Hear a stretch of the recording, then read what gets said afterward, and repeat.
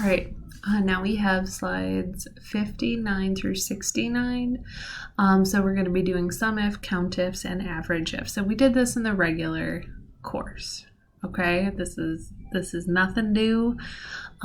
We just want to review this. Okay, make sure that you're good. So first couple of slides just go through and talk about what these things are.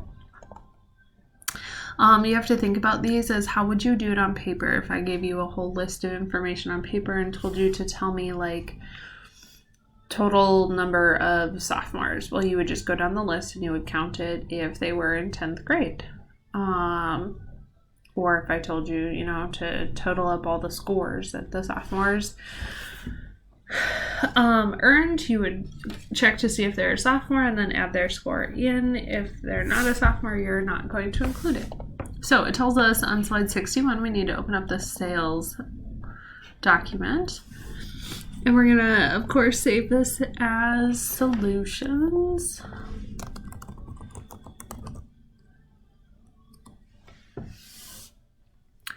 All right. It says click H5. Oh, these guys right here is what we're going to be working with, okay? This is telling us to use insert function, okay? In which you can do that.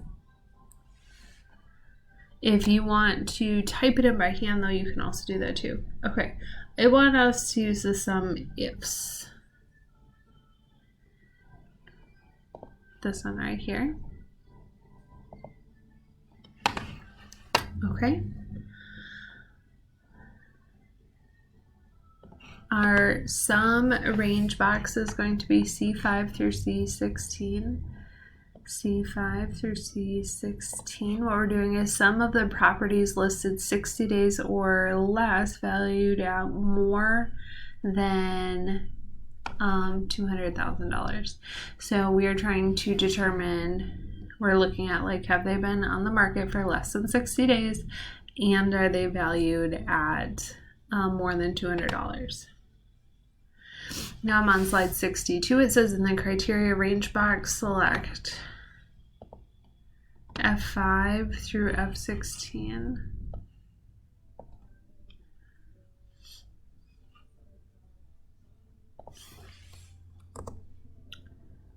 Less or equal to 60.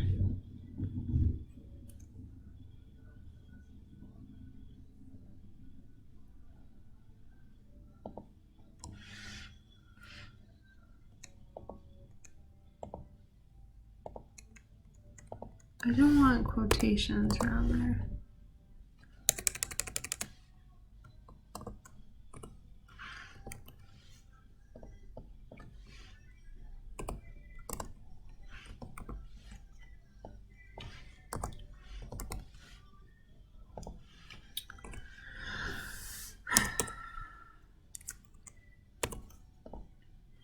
Well, let's see if that works. Oh yeah, notice, sorry, I guess I'm just not reading. Notice that Excel places quotation marks around the criteria. It applies to these marks to indicate that this is the criterion and not the calculated value. In the criteria range 2 box, select C5 through C16, and we're telling it the second range. Okay, so we're telling it to sum the sale price if first it meets this criteria and then it meets this criteria. So we are looking for if it's been on the market for less than 60 days and it is valued at greater than 200,000. 5 zeros. Press OK.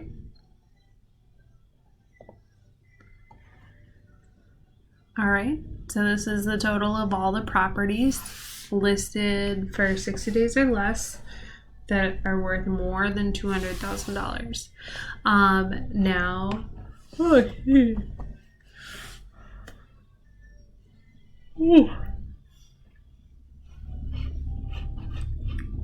in cell H6, so now we're gonna sum the properties sold within 60 days for a percentage difference less than 3%. Okay, so we're gonna go back to insert function.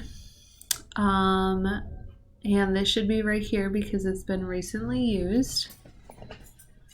And this time we're going to tell it to sum these again if it meets this criteria. Okay, so if it's been on the market for less than or equal to 60 days, now I'm on slide 63, and if it also has a percentage difference less than 3%. Okay. Now I'm on slide 64, so now we're going to count the number of properties listed 60 days or more and with a list price reduction of 5% or more. So this time, instead of doing a sum if, we're going to do a count ifs.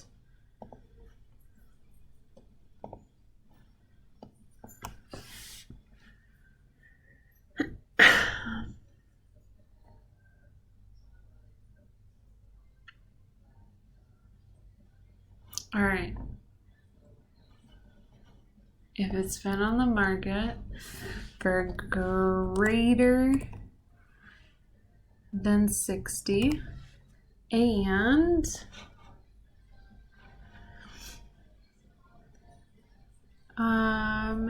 if it's had a price reduction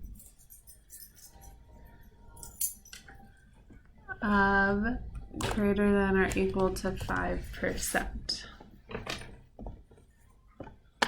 Okay, so how many properties have been on the market?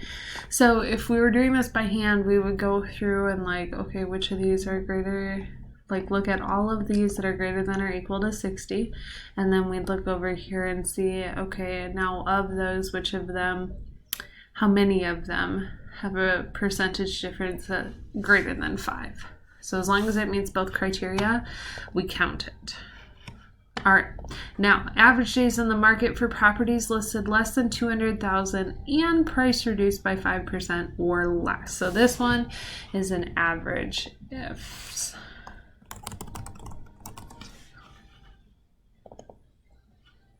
Okay, so what do we want it to average?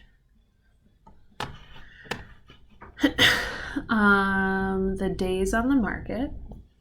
So this right here, if it meets the criteria of its list price being less than 200,000 and it's had a price reduction of less than or equal to 5%. All right, so the average days on the market is 60 days.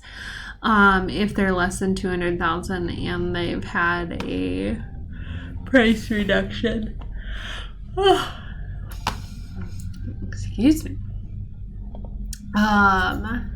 So this last slide 60, slide 69 just kind of talks about this again. However, like using just regular sum ifs and count ifs are fine if you're only measuring one criteria, but if you're looking for more than one criteria, this is a way that you can do that. Is by putting in criteria should be this and the second criteria should be that.